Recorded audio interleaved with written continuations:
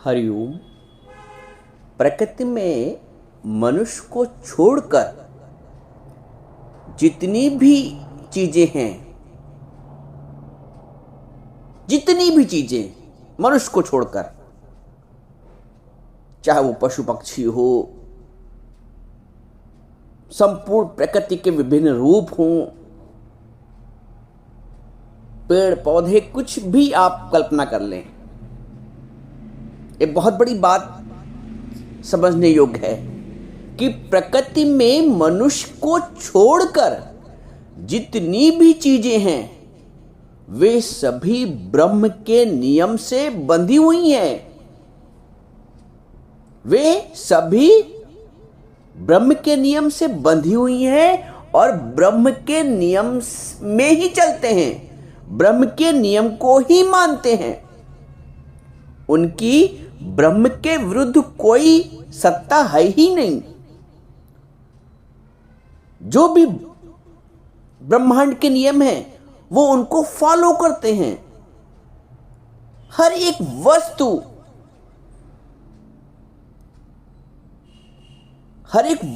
हर एक पशु पक्षी, कीड़े मकोड़े, जहां तक आप कल्पना कर सकते हैं, हर एक चीज ब्रह्म के नियम से बंधी हुई है।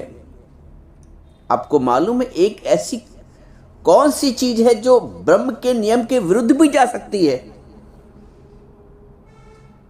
कल्पना करके देखें। ऐसी कोई वस्तु है जो ब्रह्मांड के नियम के विरुद्ध भी जा सकती है? एक इसका बहुत बड़ा उत्तर है हां, वो चीज है मनुष्य। मनुष्य ही एक ऐसा जीव है जो ब्रह्म के विरुद्ध भी जा सकता है और जाता ही है अपनी फितरत में आकर। इसको हम दूसरे शब्दों में समझ सकते हैं। जो भी वस्तु हमें ब्रह्मचर्य की ओर ले जा रही है, दूसरी तरह से समझिए, जो भी आचरण हमें ब्रह्म की ओर अर्थात अनंत की ओर ले जाते हैं वो ब्रह्मचर्य कहलाते हैं। ब्रह्म जो भी आचरण, व्यवहार, कर्तव्य, हरकत हमें ब्रह्म की ओर अर्थात अनंत की ओर ले जाते हैं वो ब्रह्मचर्य कहलाते हैं। और ऐसे व्यक्ति को, ऐसी वस्तु को ब्रह्मचारी कहा जाता है। एक बहुत बड़ा अर्थ समझने योग्य है। एक मनुष्य को छोड़कर ब्रह्मांडीय नियमों का उल्लंघन कोई नहीं करता है। आप देख लीजिए, प्रकृति नियम से चल रही, कभी उल्लंघन नहीं करती। पृथ्वी ने कभी उल्लंघन किया है अपने नियम का? सूर्य ने कभी उल्लंघन किया अपने नियम का? चंद्र ने कभी उल्लंघन किया अपने नियम का? बादलों ने कभी उल्लंघन किया अपने नियम का? सागर ने कभी उल्लंघन किया अपने नियमों का? पशु पक्षी, इनके भी अवसर होते हैं, इनके भी अपने एक आचरण होते हैं। क्या कभी आचरण के विरुद्ध जाते देखा है किसी पशु को? जो उसका नियत धर्म और कर्म है वो उससे बंधे हुए हैं।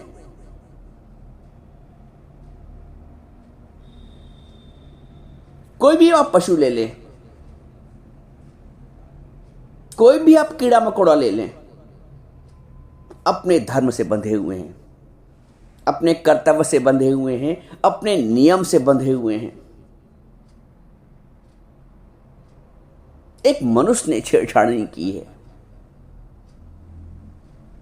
एक मनुष्य ने छेड़छाड़ की है, इसलिए मनुष्य दुखी है।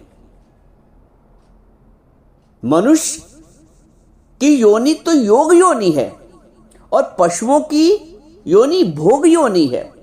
वो अपना भोग भोग कर इस जन्म को पार कर जाते हैं। मनुष्य की योनि योग योनि है, चूंकि उसने योग के नियमों का पालन नहीं किया है, प्रकृति के नियमों का पालन नहीं करता है, इसलिए परेशान रहता है। देखो, वे सभी आचरण, वे सभी कर्म जो ब्रह्म की ओर ले जाते हैं, जो शाश्वत सत्ता की ओर ले जाते हैं, जो परम आनंद की ओर ले जाते हैं, जो अनंत की ओर ले जाते हैं, वो ब्रह्मचर्य कहलाते हैं। आप जानते हैं कि ब्रह्मचर्य, एक ब्रह्मचारी का क्या आचरण होता है, कैसे वो ब्रह्मचारी बनता है। एक ब्रह्मचारी तब, ऐसा नहीं कि वो वन में जाके संन्यास लेके, शादी ना करके, विवाह ना करके वो ब्रह्मचारी बनता है। एक गृहस्थी भी ब्रह्मचारी बन सकता है और है। एक गृहस्थी भी ब्रह्मचर्य की नियमों का पालन करके ब्रह्मचारी बन सकता है। वो 4 नियम जानते हैं। पहला नियम है एक ब्रह्मचारी का अहिंसा, दूसरा सत्य, तीसरा ध्यान और चौथा ज्ञानार्जन। अब देखिए, सबसे पहला तो अहिंसा। अहिंसा, हम बाहर की हिंसा को एक बार छोड़ भी दें, सभी लोग हिंसा नहीं कर रहे हैं, मारधाड़, हम एक सामान्य स्तर पे बात कर रहे हैं। अहिंसा का पालन, हर व्यक्ति हिंसाग्रस्त है, मानसिक हिंसा से। हर व्यक्ति चोटिल हो रहा है मानसिक हिंसा से। एक परिवार में 4, 5, 6 लोग हैं, सब आहत हैं मानसिक रूप से। कुछ लोग स्वयं से, कुछ लोग दूसरे के कारण। कितना मन अहिंसित है, कितना मन चोटिल है, और चोटिल होने की वजह से कितना मन दुखी रहता है। हर स्तर पर, जीवन के हर स्तर पर, बाल्यावस्था हो, युवावस्था हो, जवानी हो, विवाह से पूर्व की हो स्थिति हो, विवाह के पश्चात की स्थिति हो, संतान से पूर्व की स्थिति हो, संतान के पश्चात की स्थिति हो, हर लेवल पे एक अलग अलग अलग अलग हिंसा मन में रहती है। और ये हिंसा ही आनंद को अंदर आने से रोकती है। मन में हिंसा है, कटुता है, क्लेश है।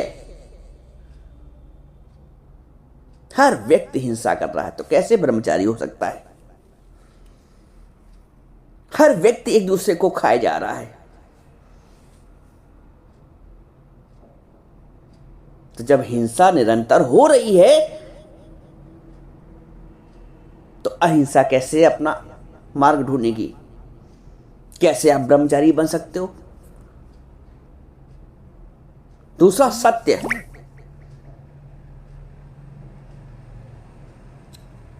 देखिए, ये ब्रह्मचारी के लक्षण हैं। सत्य, कितना मिथ्यात्व भरा है जीवन में, कितना मिथ्यात्व भरा। आप सोच के देखो गहराई से। अपने शरीर से शुरू कर लेते हैं। कितना दिखावा, कितना दिखावा, मौलिकता से कितना कोसों दूर है। क्या प्रेजेंट, अपने आप को क्या कर रहे हैं लीप पोत के। ऊपर का और अंदर का, अंदर वाला कुछ और है, बाहर वाला कुछ और है। हम अपने से ही सत्यवादी नहीं हैं। दूसरों से सत्य बोलना तो वो अभी अलग आगे समझते हैं। क्या हम अपने से सत्य हैं? क्या हम जो अंदर हैं वो बाहर भी है?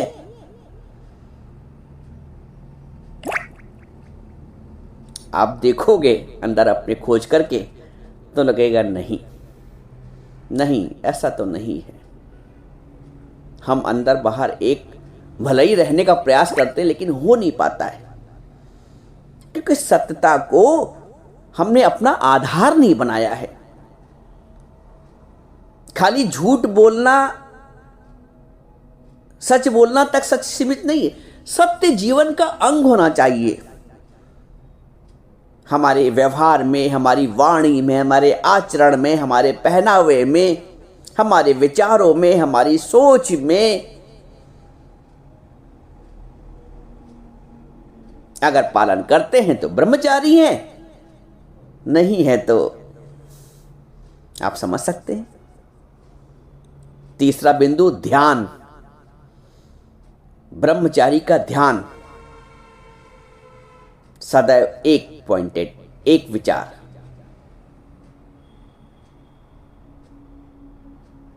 उसका ध्यान परमार्थ से जुड़ा रहता है, स्वार्थ से नहीं। हर व्यक्ति जो परमार्थ के विचारों से केंद्रित है, चलायमान है, संचालित है, जिसकी एकाग्रता ईश्वर से जुड़ी हुई है, संसार केंद्रित उसके विचार नहीं है, स्वार्थ केंद्रित उसके विचार नहीं है, जिसने सत्य को सत्य समझा है, जिसका ध्यान सदैव शाश्वतता पे है, परम पुरुषार्थ पर है, परम ध्येय पर है। ध्यान ऐसा नहीं कि 2 मिनट के लिए, 10 मिनट के लिए, आधे घंटे के लिए बैठ गए समाधि में, वहां तो बैठे भी हो लेकिन मन चल रहा है कि दूध तो नहीं उबला जा रहा है और बहू क्या कर रही है और दरवाजा तो नहीं खुला रह गया है, मनवा तो 10 देश फिरे, ये तो सिमरन ना है। तो ध्यान खाली उतनी देर का, आधे घंटे का ध्यान नहीं, शाश्वत ध्यान, सत्य केंद्रित है ही भगवान, है ही परमात्मा, है ही सर्वत्र ब्रह्म। जब सर्वत्र ब्रह्म का ध्यान हो जाए तो बाहर से फिर ध्यान करने की आवश्यकता भी नहीं, समाधि लगाने की, है ही ब्रह्म। कोई जगह न तुझसे खाली है, तू व्यापक डाली डाली है। ये है ध्यान। बाहर की शारीरिक अवस्था को ध्यान नहीं कहते।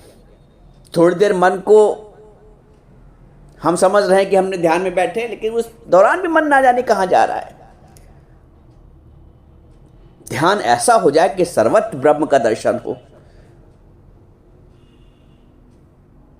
जैसे हमको ये पक्का रहता है कि बर्फ में सर्वत्र जल ही जल है, हर कण में, हर बूंद में। जैसे हमको ये पक्का हो जाता है कि मक्खन में सर्वत्र दूध ही दूध है, जिसको ध्यान कहते हैं, वैसे ही हमें सर्वत्र ये पक्का हो जाए कि ब्रह्म ही ब्रह्म है, ब्रह्म ही ब्रह्म है, परमात्मा ही परमात्मा है, भगवान ही भगवान है। इसको ध्यान कहते हैं। और चौथा, ज्ञानार्जन। ये चौथा स्तंभ है एक ब्रह्मचारी के लिए। पशु ज्ञानार्जन नहीं कर सकता है, पक्षी ज्ञानार्जन नहीं कर सकता है उस तरह से,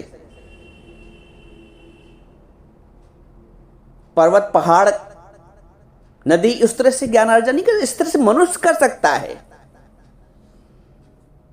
मनुष्य का जीवन ही ज्ञानार्जन के लिए होता है। और ज्ञानार्जन अर्थात सत्य का ज्ञानार्जन। संसार का ज्ञान तो लोग बहुत प्राप्त कर रहे हैं, पढ़ पढ़ की किताबें, रोज नए इन्वेंशन हो रहे हैं, आविष्कार हो रहे हैं, बहुत ज्ञान हो रहा है, बहुत पुस्तकें लिखी जा रही हैं, बहुत पुस्तकें पढ़ी जा रही हैं। लेकिन जिसने अपने आप को जान लिया, अपने आप का ज्ञान प्राप्त कर लिया,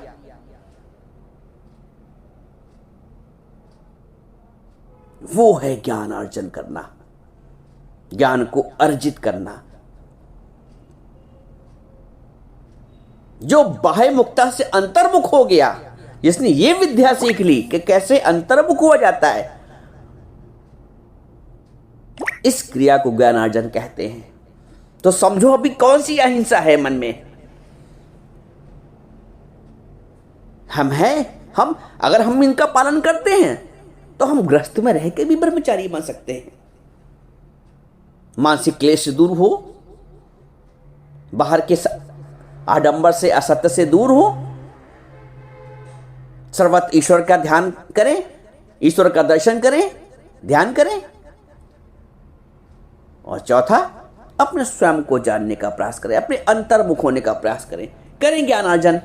ये 4 बिंदु पर जब हम चलते हैं तो हम ब्रह्मचारी बन जाते हैं। इसलिए यह आवश्यक नहीं है कि जो विवाह न करे वो ब्रह्मचारी। एक गृहस्थी भी जो नियमों का पालन करता है, इंद्रियों पर नियंत्रण करता है, वही ब्रह्म की ओर बढ़ता है, वही सत्य की ओर बढ़ता है और वही ब्रह्मचारी कहलाता है। रामधारी सिंह दिनकर की कविता की 2 पंक्ति याद आ रही हैं। वो कहते हैं कि सामान्य पुरुष वन में चला भी गया मान लो, तो वन में ग्रही, अगर गृहस्थ का चिंतन चल रहा, संसार का चिंतन चल रहा है तो वन में ग्रही, और ये ग्रही में भी वन ही कहलाता है।